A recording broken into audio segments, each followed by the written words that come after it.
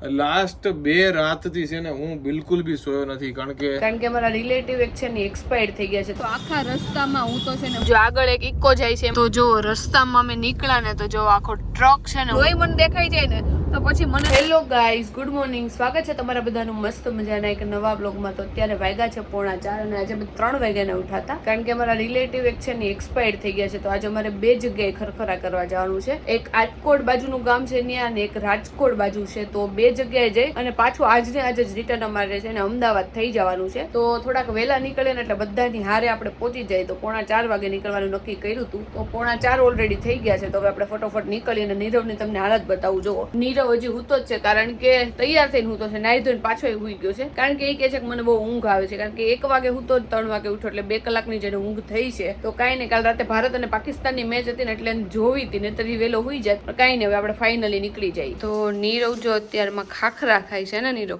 એમ એવું છે, ભૂખ્યા પેટે મારે ગાડી હકાવી ને તો મેં તો એક ખાખરો નાખી દો ને તો પેટે ભરાઈ જાય ને પેટ ખાલી રહે એટલે એક ખાખરો ખાઈશ. અને તે કીધું ને 1 વાગે હુઈ ગયો કાલે, 1:30 વાગે મેચ પતી હતી 2 વાગ્યા એટલે કલાકની નિંદર થઈ. 2 વાગે હુતો 3 વાગે ઉઠી ગયો એટલે આખી જો લાલ છે. કઈ વાંધો નહીં, પછી હુઈ જાજે. ગાડી તો કવાઈ જાય ને. એવું નહીં, ગાડી ચાલુ થાય એટલે તમે બધા હુઈ જાવ, મારે થોડું હુઈ જવાય. એ વાત સાચી છે. અને મને છે ને બહુ વહેલું હોય તો આવું ખાખરા ને એવી કઈ વસ્તુ નો ભાવે. એટલે આપણે જો 5 બદામ લઈ લીધી છે, 5 નથી, જો કે 6 બદામ છે. તો આપણે 6 બદામ ખાઈ લઈ કારણ કે નીરવે કીધું એમ ભીખા પેટે જઈને તો મને લોચા વળે ઉલટી જેવું થાય. તો આપણે એટલે બદામ ખાઈને જાવું. એમાં તારે એવું છે કે તું કદાચ બાજુમાં સીટમાં હોય, પાછળની સીટમાં હોય તો એ હુઈ જાય. તારે મારે હુવા ન મળે. એ વાત સાચી છે. આખો દી ખેંચવાનું છે. સવારના 4 વાગે ડ્રાઇવિંગ ચાલુ થાય, રાતના ખબર ને 10 કે 12 નો સ્ટોપ. છેલ્લા 2 દિવસની મારી નીંદર ખાવ એટલે થઈ હતી 2 કલાક થઈ. તો વાગ્યા છે અરાઉન્ડ 5:15 અને અમે પહોંચ્યા છીએ તુલસી હોટલ એટલે કે બગોદરા. અને કલાકમાં 70 કિલોમીટર કપાઈ ગયું છે ટોટલ ઘરેથી અહીંયા સુધી કારણ કે સવારમાં ટ્રાફિક બિલકુલ ના હોય. અને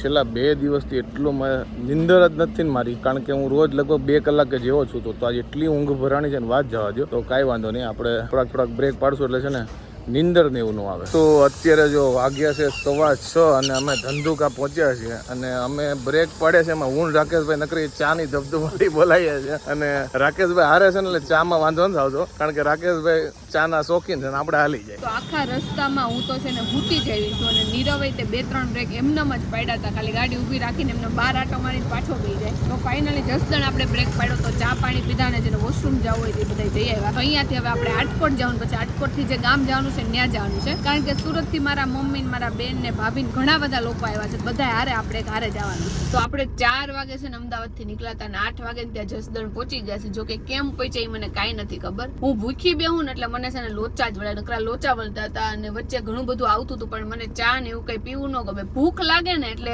અંદરથી એવું થાય ખાઈ લઉં પણ કઈ ખાવાનું ન ભાવે. તો ફાઇનલી હવે થોડું ઘણું સારું થયું છે, પાણી પીધું ને. તો અત્યારે જો અમે મોટા દડવા મારા ફઈ રહેશે ને ત્યાં આવ્યા છે કારણ કે સુરત થી બધા મારા પપ્પાની આવ્યા છે ને બધા અહીંયા ઉતરાતા. તો હવે અહીંયાથી અમારે જ્યાં જવાનું છે ત્યાં બધા હારે જાવ. જો આગળ એક ઇકો જાય છે એમાં સુરતના બધા બેઠા છે, પાછળ આવે છે અમદાવાદ થી ગાડી આવે છે. જો રિંકુબેન ને ભાભી ને બધા આવી ગયા છે આ ગાડીમાં. તો બધા અત્યારે જાય છે. તો જો ખરખરાનું કામ પતી ગયું છે ને અત્યારે અમે રાજકોટ થી છે ને અમદાવાદ જવા માટે નીકળી ગયા છીએ. અને ગાડીમાં જો ડીઝલ પુરાઈએ છે થોડું ઘણું અને પાણી પીએ ને પછી નીકળે પાછા અમદાવાદ. તો અમદાવાદ થી અમારી છે ને 2 ગાડી આવી હતી. તો અમે બંને ગાડી વાળા છે ને નીકળી ગયા છીએ. 4:30 વાગ્યા સમથિંગ અમે નીકળ્યા છું.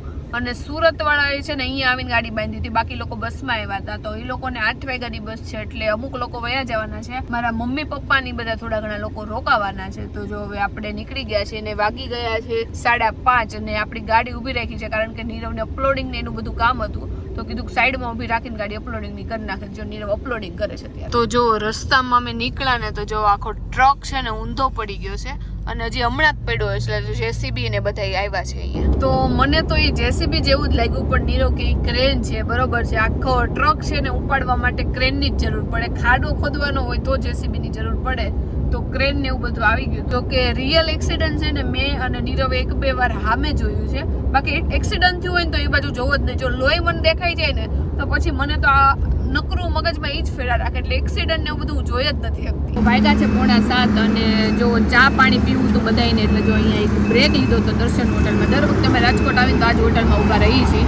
તો જો થોડો ઘણો ચા પાણી પી લીધું છે ને બધાએ બ્રેક લઈ લીધો છે તો હવે પાછા આપણે અમદાવાદ જવા નીકળી ગયા. તો ફાઇનલી જો આપણે અમદાવાદ પહોંચી ગયા છીએ. અમદાવાદ આવ્યા ને તો એનું સ્વાગત નીરવનું કરતા હતા ધમધોકાર વરસાદથી. જોરદાર વરસાદ આવ્યો છે અને ગરમીમાંથી ફાઇનલી અલવિદા થઈ ગયું છે અમદાવાદ. અને જાડુ હા આપણે સવારે 4 વાગે નીકળ્યા હતા હા અને રાતે 10 વાગે પહોંચ્યા છે. આખો દિવસ ડ્રાઇવિંગ કરી છે, પછી નાવાની મજા. હાલ નાવું છે? મારે નથી નાવું, તમે નાઈ લો. નીરવ ને જો કે રસ્તામાં જ કહેતા હતા કે ઘરે જઈને ડાયરેક્ટ કે બાથરૂમમાં નાવા જ જવું છે, પણ ત્યાં તો જો કુદરતી એમને નવડાવી દીધા હાથેથી. એવું નહીં, કુદરતી એના બાથરૂમનો દરવાજો ખોલી નાખ્યો. સાચી વાત છે, વરસાદમાં નાઈ લ્યો. નીરવ હા તારે કામ કરવું હોય તો કામે આપી શકું છું. શું કામ? સાવણો લઈ લે એટલે મારું આખું ધાબુ હોતન છે ને ધોવાઈ જાય. કાઈ વાંધો નહીં, સાવણો લઈને ધોઈ નાખ. તારે ધોવાનું, મારે તો નથી નાવું વરસાદના પણ પણ. ધોઈ નાખું એમ કહેશું? મારે નથી ધોવાનું, ધાબુ ધોવાનું છે તારે. આખો દિવસનો 7 અને 5 મિનિટમાં કુદરતે ઉતારી દીધો, મજા આવી ગઈ. કાઈ વાંધો નહીં, એટલે વાત બદલવાની તારી અચ્છી ટ્રાય હતી. Thank you. આવું બધું ભૂલવાડ દેવાનું. તો ફાઇનલી ઘરે આવી ગયા છે ને ઘરે વરસાદ આવ્યો ને તો જાડુ તો નહોતી ને પણ હું નાયો ને જાડુ એકદમ રિલેક્સ થઈ ગયો છે ને. આજે છે ને સવારે 10 વાગે નહીં, સવારે 4 વાગે નીકળ્યા હતા, રાતે 10 વાગે પહોંચ્યા. અને આજનો દિવસ ચેલેન્જિંગ એટલે રહ્યો કારણ કે જાડુ લાસ્ટ 2 રાતથી છે ને હું બિલકુલ બી સોયો નથી. કારણ કે એકવાર લગભગ 2 કલાક સોયો ને કાલે 1 કલાક સોયો, એટલે ટોટલ કેટલા 48 કલાકમાં હું 3 કલાક સોયો હશું, સૂતો હશું. હિન્દીમાં સોયો હશું, ગુજરાતીમાં સૂતો હતો. એટલે આજે 4 વાગે મેં જયારે ડ્રાઇવિંગ ની કમાન સંભાળીને ત્યારે હું જામમાં મગાવતો જો, કારણ કે મને લિટરલી ઊંઘ આવતી હતી. કારણ કે 2 દિવસથી જે માણસ સોયો ન હોય, સૂતો ન હોય, હિન્દી ગુજરાતી મિક્સ થઈ ગયું છે, એ માણસને કેટલી ડિફિકલ્ટી પડતી હોય. પણ મેં કીધું કાંઈ વાંધો નહીં, આપણે સંભાળી લેવું. તો આજે સવારથી આપણે જય માતાજી કરીને હનુમાન બાપા કી જય કરીને આપણે નીકળી ગયા હતા અને ફાઇનલી બધીને સહી સલામત ઘરે પાછા લાવ્યા. જાડુ આજનો દિવસ તારા માટે કેવો રહ્યો as a travelling wise? Travelling wise મારો તો સારો રહ્યો, કારણ કે હું હુતી જ રહી હતી. પાછળ હું પહેલા આગળ બેઠી હતી. તમે લોકો ઘણીવાર પૂછો છો કે તમે આગળની સીટમાં કેમ બેસો છો, કારણ કે મારે વ્લોગિંગ લેવું હોય ને તો મારું અને નીરવનું બંનેનું વ્લોગિંગ લેવું ઈઝી પડે ને એટલા માટે હું આગળની સીટમાં બેહું છું. પણ પછી મને એટલી ઊંઘ આવી ને કે મેં કીધું કે હું પાછળ વહી જાઉં. પાછળ હું આડી પડીને હુઈ જ ગઈ હતી. આવી ત્યારે અને ગઈ ત્યારે 2 ટાણા હું હુતી જ આવી છું. અને આપણે બિલકુલ બી સૂતા નથી. એટલે હવે આપણે છે ને જાડુ ડાયરેક્ટ હું તો પડ્યા ભેગી મારી સવાર થઈ જાય, કારણ કે 2 દિવસથી હું સોયો ને સૂતો નથી.